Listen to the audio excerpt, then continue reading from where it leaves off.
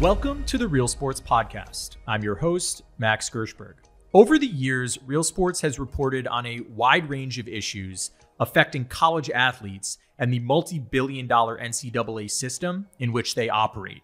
The questions raised in stories like these have left us to wonder whether the NCAA's controversial but extremely lucrative business model would ever see meaningful change. Now, after many years of wondering, we may finally get some answers, because a number of states have passed bills that will soon allow college players to make money beyond their scholarships. Meanwhile, Congress is weighing various legislative proposals to put in place a new federal standard for how college athletics should operate. And as all that's happening, the NCAA is facing numerous lawsuits that say their current system is illegal. And this month, the Supreme Court will be hearing a case dealing with the NCAA for the first time in almost 40 years. How all of this shakes out could change college sports forever.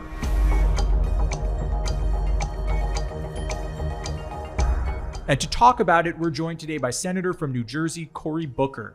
You may not know, but the senator is a former star football player himself. He played tight end at Stanford. Now, in his effort to change the NCAA system, he's introduced the College Athletes Bill of Rights, a bill that proposes sweeping reforms. Senator, welcome. Thank you so much for joining us. It's so good to be with you. I really appreciate you all focusing on this issue, which I think is really an urgent one in our country. So how did your own experience at Stanford shape your perspective on the NCAA and how it handles its athletes? Well, first, I just want to say I am who I am because of sport. Football was such a powerful force in my life. Even getting into Stanford, I always say, got in because of a 4.0, 1,600, 4.0 yards per carry, 1,600 receiving yards that enabled me to get into a great school like that and have a tremendous set of opportunities. So I love college football, which is why I feel so driven to address what I think are injustices within it, as well as levels of exploitation of athletes. Remember, this is a $15 billion industry, and it was shameful to see in my career and continuing thereafter, young people get in trouble for being in an environment, maybe not coming from a suburban town, but a low-income community, where they were barely making ends meet in terms of just being able to afford being at school because a scholarship was shy of their needs. They would have a jersey with their name on it being sold for more money than one of their parents would make an entire day's work. And they were in really difficult situations.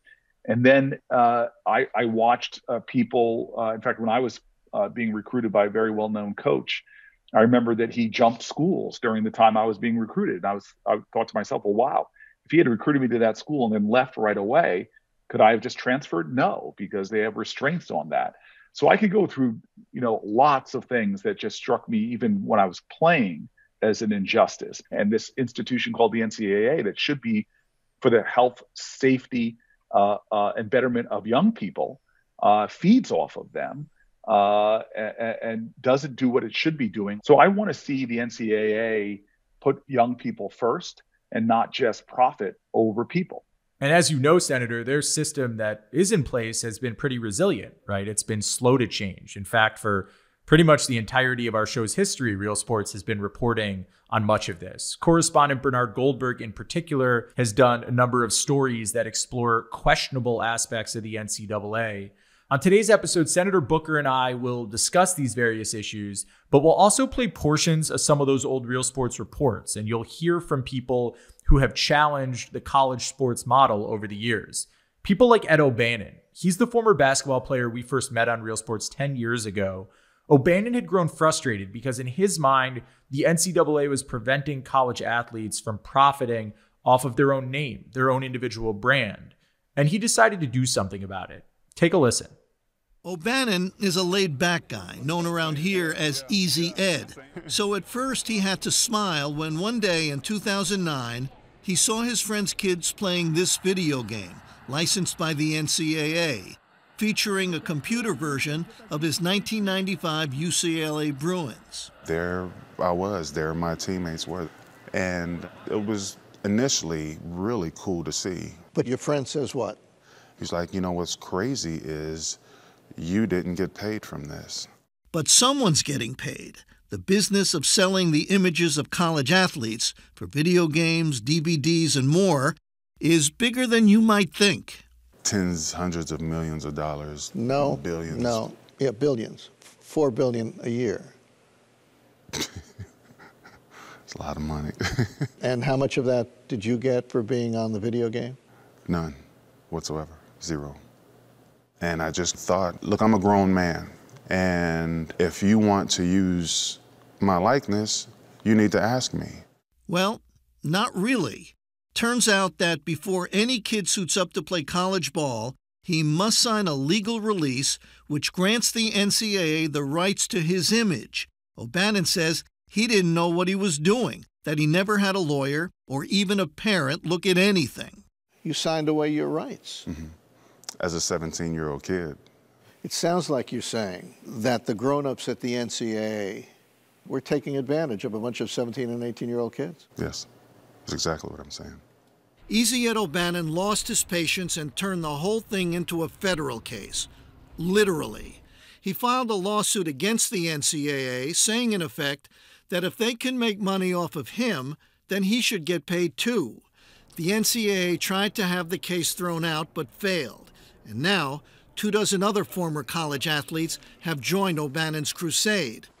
I get calls all the time from different players who are angry, who want to see a change.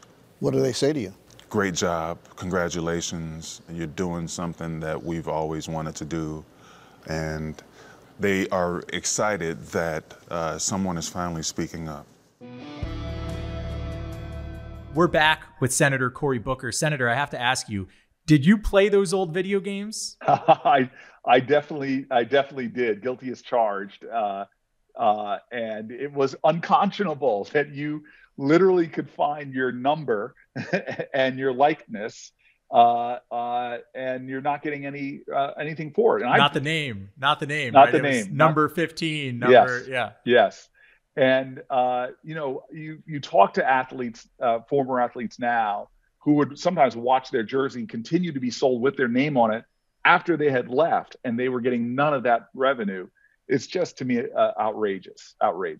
So let's set the table before we dive in. Last year, the NCAA actually asked Congress to get involved in this matter of what's known as name, image, and likeness. And as we sit here, 6 states have passed bills, and many other states are considering bills that would allow players to profit this way by doing things like endorsing products, appearing in video games. The NCAA is worried about this wave of state bills, and they seem to want a federal policy in place that'll take precedent and perhaps allow more of their status quo to be preserved, right, Senator? Some opportunity for players to make money, but with a lot of restrictions, which I know you take issue with. So in your mind, can this be dealt with on a state-by-state basis, or does Congress have to act? Well, I hope there is a federal solution, because to have a patchwork of state laws would affect college sports as we know it. In other words, whether you're, Big Ten, you pick your division. If one state has different rules, they might have a recruiting advantage over another state. So there's something to be said by having a federal, as they call it, preemption over this. But, as one senator, but in a Senate that's split 50-50 even, every senator is kind of has a lot of power. I'm definitely not going to do everything I can not to let anything pass through unless the NCAA makes real commitments to athlete safety, to athlete well-being. There are things that they've talked about. I had a hearing with the NCAA, 6 years ago, and you had the head of the NCAA talking about lifetime scholarships. Oh, that's a great idea.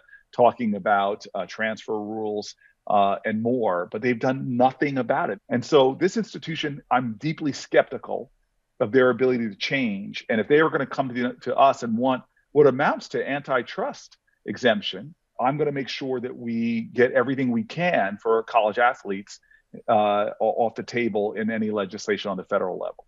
Right, and that debate over antitrust exemptions is kind of at the center of this Supreme Court case. Some of your colleagues seem more open to giving the NCAA that antitrust exemption, which would protect them from lawsuits like the one Ed O'Bannon brought. You're against that. Yeah, I am. I mean, I heard the kind of language I'm hearing right now, I heard in the Olympics, right? God, it's going to destroy the Olympics as we know it if we get rid of that so-called amateurism status. And nobody would argue that it has hurt the Olympics. In fact, it's actually helped Olympic athletes a lot more by allowing them to monetize their efforts. And so I think that this is really awful that you have an incredible, talented, genius level human beings who've so mastered their trade. And in those peak years, you say you can't share in any of the profit you create. I mean, there's no other business like this in America. So anti our ideals of a free market. You can't benefit at all. But by the way, the billions of dollars you create, we're going to create glorious luxury facilities all over the place. We're going to pay people millions and millions of dollars of salary.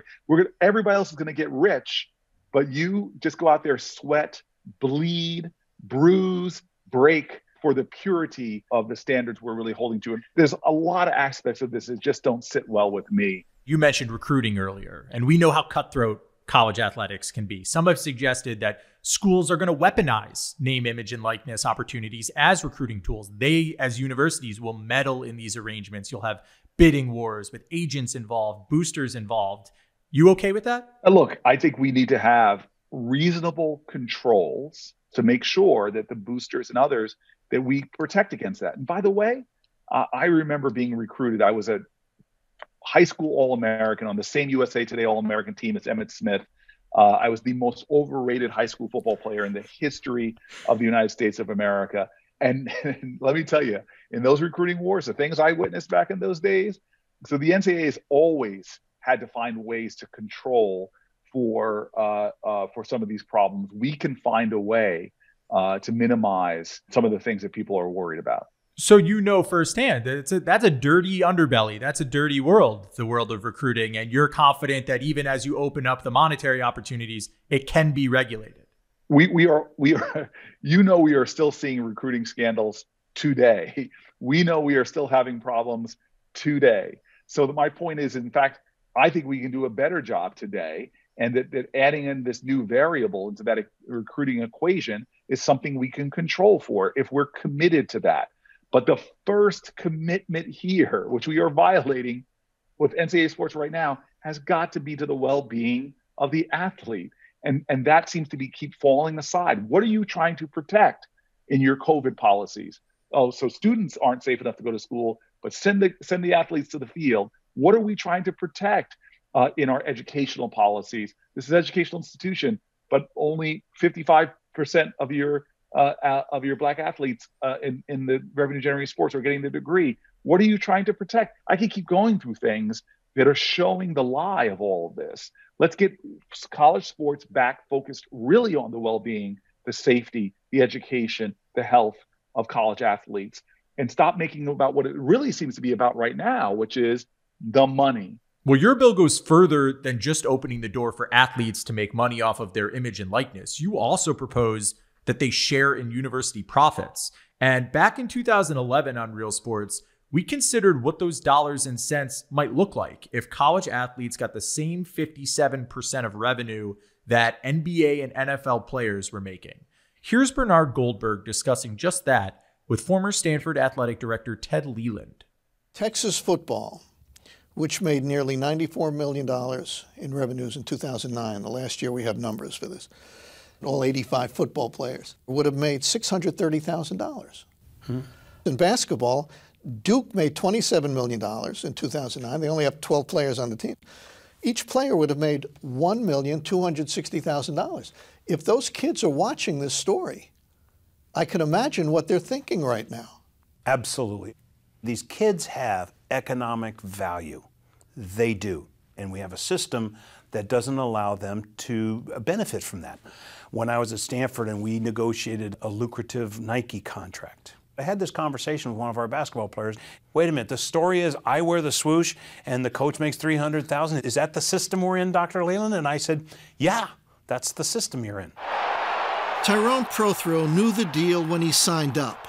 He'd get a full scholarship to school, but that was pretty much it. Do you have any idea about how much money the University of Alabama football program made during the 3 years you were playing there? No idea. No idea at all? No idea. 125 million. That surprises you? I mean, it does, because that's a lot of money. How much did you get paid? Not a dime. Not a dime. Not even a penny. As we just heard in that story, there are big sums of money that could be shared with players if you invite a kind of free market revenue sharing type system. But of the bills in Congress, yours is definitely the most ambitious in that regard. What exactly does your bill propose in terms of players getting a piece of that pie? It's a revenue sharing proposal that says in the sports that generate revenue above the scholarships, that you would share with the athletes 50% of that revenue minus the scholarship costs. I believe that the athletes that are playing sports should see a fair revenue share. And I'm not just talking about the marquee athletes. Hell, I was a tight end. I sat next to these big linemen. They should share in the revenue, the ones that are not necessarily in the glory positions. And I think that a revenue sharing is fair. It's just, let's stop making this, I think, this lie that other people should get rich off of the people that are in the field or on the court that are doing the work and creating the revenue. Now, some worry that taking this share of profits and giving it to football and basketball players would lead to more non-revenue sports getting cut and maybe take opportunity away from, say, the cross-country athlete or the rower on campus. Do you share that fear? If we had our priorities right, I don't share that fear. In other words, I go to college facilities now that have better luxury facilities than pro teams, for crying out loud. The lavishness of what they're spending, does that mean that maybe you make a tough choice and say the coaching salary does not need to be $1 million plus? Trust me, the cross-country team is not that expensive. And I know from my Stanford days that Stanford football pays for a lot of the other sports that are there, which are expensive and difficult. But there are other ways to make sure that those true amateur, true non-revenue generating sports can be carried. What do you say to those that argue that these players, they're already given a scholarship, you want them to be able to sign some autographs or make money off of their name, that's fine. But to actually share in revenue like pros would erode the essence of what college sports are supposed to be? If you're here to tell me that a scholarship covers the 4 years, 50 hours a week of work, in which you're working in a way like few others are doing, working in an industry where you are creating the overwhelming lion's share of the profit and you share none of it. And oh, by the way, that calc class you want to take along top of a American history class, along top of an English class, you probably won't be able to even focus that much on that because you're going to be spending so much time in season. That this is just wrong. And that there is a dynamic of race about this. The revenue generating sports, particularly basketball and football, are disproportionately African Americans. And there's something problematic when you have graduation rates so low amongst African American male athletes. When you have many of those athletes, these are their top earning years and they're not able to benefit. There's something just wrong about that as well. Let's turn to another issue plaguing college athletes that you had mentioned that your bill deals with: medical costs. As we first covered on Real Sports in a story in 2015, when college players get hurt playing for their schools, they're often the ones left to foot the bill. That's exactly what happened to Darren Harris, the former University of Washington football player who Bernard Goldberg interviewed 6 years ago. We go up for the ball, both got our hands on the ball, full speed, and then I go face first into the ground. My face mask, the bar, impaled me, came right through when I hit the ground face first. I went right through there, and it split my whole upper lip. Like that moment, my life was changed forever. That moment left Darren Harris in a coma and a different person when he woke up. I couldn't sleep, sensitivity to the light. I was just miserable. Everything was difficult, just little things was difficult. Planning my day, getting my clothes ready, just everything.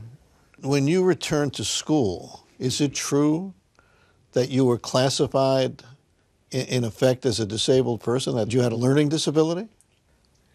Couldn't read. Yeah, it is true. Couldn't read, certainly couldn't play football again, and when he left school, couldn't hold down a job. So to get help, he came here, back to campus to see his old doctor, the one who treated his head injury while he was in school. It seemed like old times, until a few weeks later. You go home, like weeks later, you get a bill in the mail, and I'm thinking, oh, they made a mistake first couple times.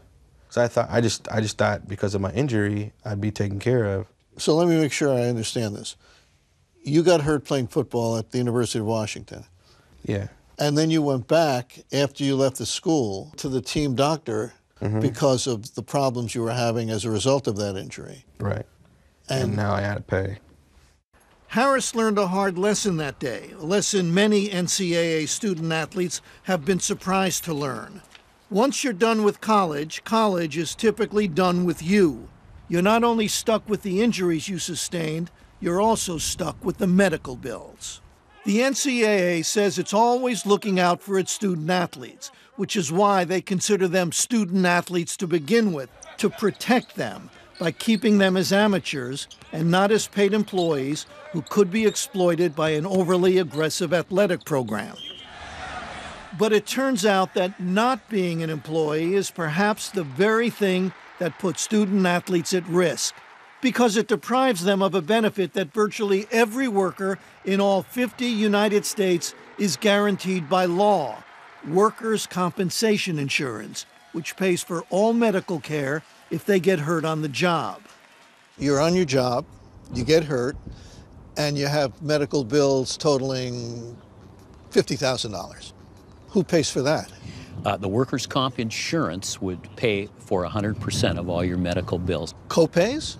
No co-pays. Deductibles? No deductibles. 100%? 100%. Rick Gleason is an expert on workers' compensation, having inspected workplace safety for federal and state governments for 15 years. Now he teaches public health at the University of Washington, which means he's covered by the school's workers' comp insurance, like everyone else working on campus. Okay, we're sitting here in a football stadium at the University of Washington. If a referee falls down and is hurt, is he covered by workman's comp? Absolutely. How about the coach? Absolutely. Oh, absolutely. How about the guy who sells peanuts here in the grandstands? Absolutely covered, yes. Okay.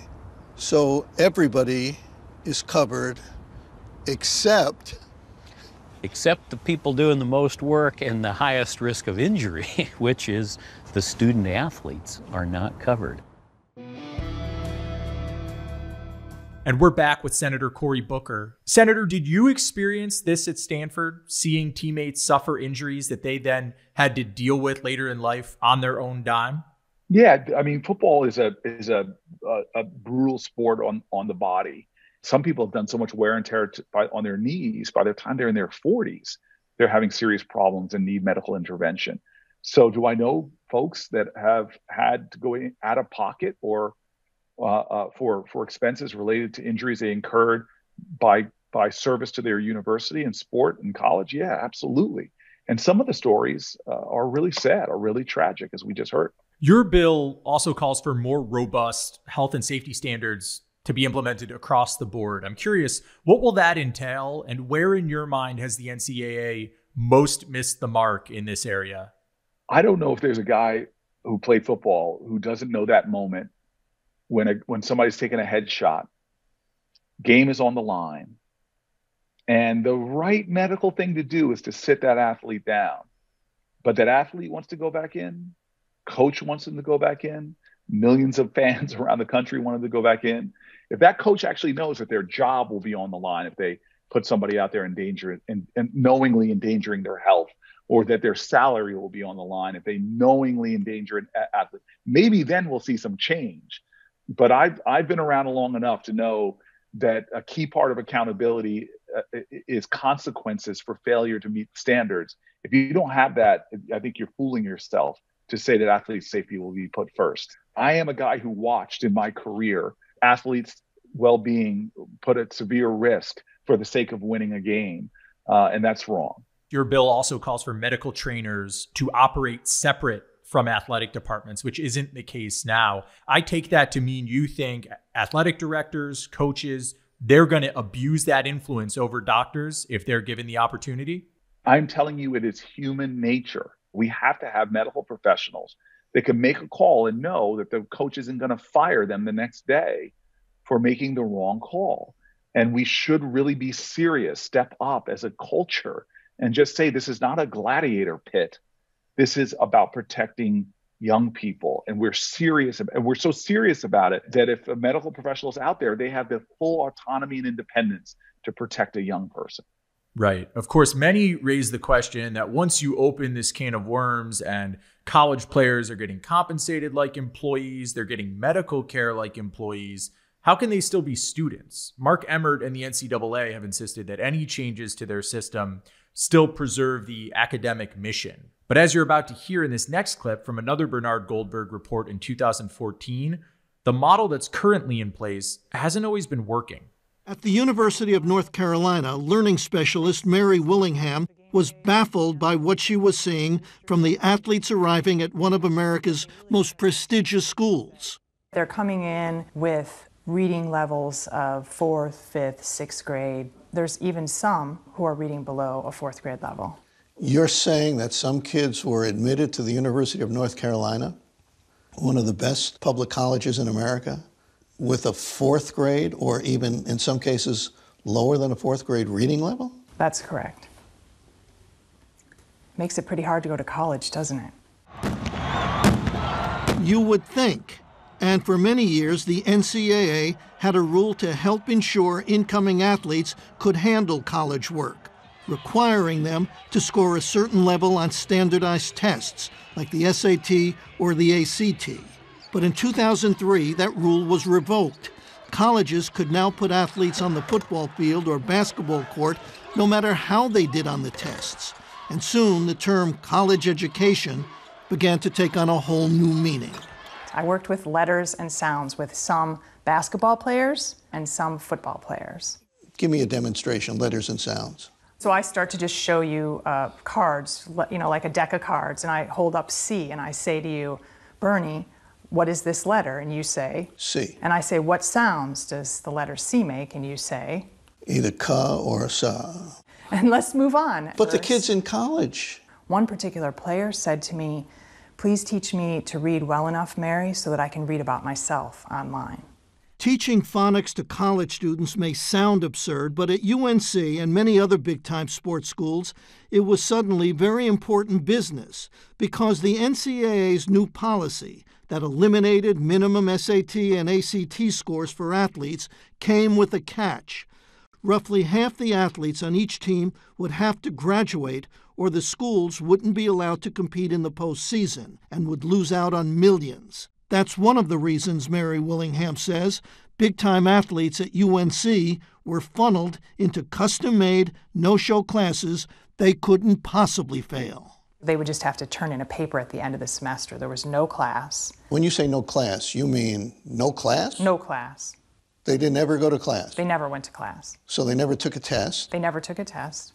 They wrote a paper? Not really wrote a paper, but maybe copy and pasted a paper from a book or from an internet site. This is a bad joke, what you're describing. It was a horrible joke. No learning took place. I was like, hold up, I got a class, I'm getting credited 3 hours, and I never have to go. That's not all that surprised Mike McAdoo when he arrived at UNC to play football. When I got there, they already had what we were going to major in. But you're not suggesting, Michael, that somebody handed you a piece of paper and said, here are your classes. That's what happened. From the first day I stepped foot on campus, I had a schedule. Class schedule? Class schedule. And you didn't pick those classes? No, sir. The athletic department picked those classes? Yes, sir. Brian Bishop played on the UNC football team too, and like Mike McAdoo, he says he was told to take courses in one specific major for one specific reason. So somebody in the athletic department said, Brian, you're going to major in African American studies? Correct. Did they ever say flat out, we want you to study these courses because they're easier? Yes, they did. What do they say? To stay on course of graduation, you would need to take these courses.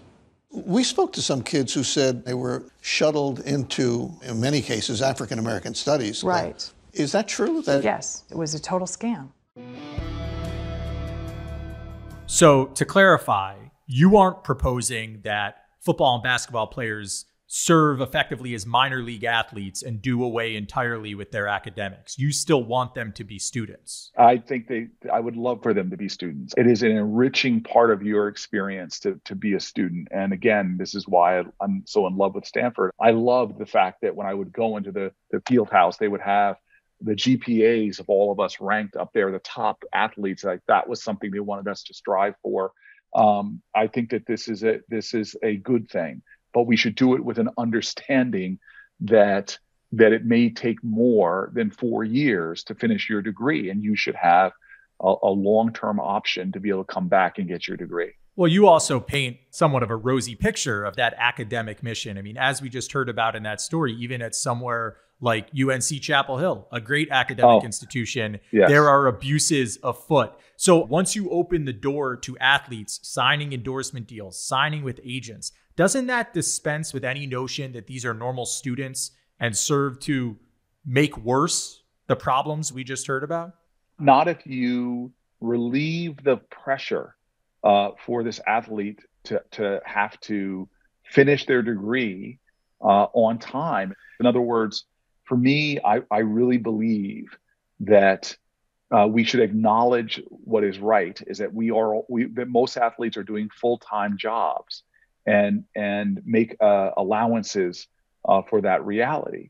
I agree with you about the joke that we saw in that previous clip and how offensive that is. These kids were having their education stolen from them by creating that track. And my ambition is to stop the steal of people's education when it comes to giving them a real opportunity to get a real education. And so I think that our lifetime scholarship actually relieves a lot of that pressure, would help people, especially in season, take a more realistic course load. Well, that's well and good to have athletes come back. But while they're there at school, how will they be academically incentivized under the current system when the focus, like you said, the full-time job is football and basketball? Can they actually be students? Well, again, I am, a senator in a state that has lots of people who work full-time jobs, as office assistants to put themselves through school and are taking a course load. This is not something rare in America.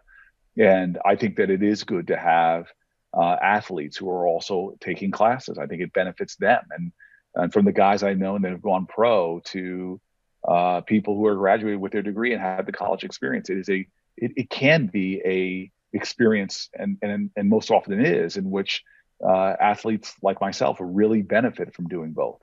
Let me ask it to you this way. Why is it the school's responsibility to educate a football and basketball player once they're effectively being treated as employees? They're sharing revenue with them. They're giving them health insurance like they're an employee. Can you really have it both ways and also give them an education at the same time? Sure. And I purposely did not use the word employee, but I think that all the things you're describing are, to me, just matters of not employee status necessarily as much as just justice. I'm giving you 50 hours a week. I'm creating revenues of millions of dollars. My health and safety should be taken care of. I should share in some of that profit. I think that is a relationship that universities can honor. And I think that it does benefit you, player X, from getting a degree from the great state university of such and such a state. I think this is a very good thing. And I don't see any conflict in that. Last question for you, Senator. With so many moving parts in the courts, in Congress, what do you envision for college sports a year from now, 5 years from now? Where are we headed? I think that for the fan of college sports, you won't notice that much of a difference. I think for the people that are playing it, it'll be a massive difference. They will suddenly have an NCAA that is honoring them fully, that is about really protecting their health and their well-being. It's about making sure that they get a fair shot at an education, whether it takes them 4 years or 6 years. And this multi-billion-dollar industry that's being made off of their sweat and blood and struggle. Now they're actually getting a fair cut of that revenue. So for all of the NCAA's resistance, you are confident that change is coming? Oh, I'm sorry. This is Washington, D.C. As a great Frederick Douglass says, if there's no struggle, there's no progress. We got a lot of struggle to get this done, and there's no certainty in it whatsoever. But I'm hoping that we can find a way through this moment, because if the NCAA does not concede on some of these points, doesn't work with us, then it's going to tumble into this period where different states are going to have different standards, and that I don't think is the ideal thing. Well, Senator Booker, we will surely be watching closely and continue to report on these issues. And thank you again for joining us. No, I'm really grateful. And if you want me to send you any of my highlight reels from my days in high school or college, I know you're probably now really curious to see them. I'd love to see them. Well, I don't know if I want to show them to you, because the older I get, the better I was. And my masked mediocrity in college doesn't live up now to my rhetoric. Well, thanks again for joining us, Senator. And that'll do it for today's Real Sports podcast. We'll be back with a new episode following the premiere of the next Real Sports on March 23rd. And a quick reminder to everyone listening, you can watch all recent episodes of Real Sports with Bryant Gumbel on HBO Max. And if you like the podcast or you have a minute, please rate and review it on Apple Podcasts, Spotify, or wherever else you might be listening. I'm your host, Max Gershberg. Please join us again next time.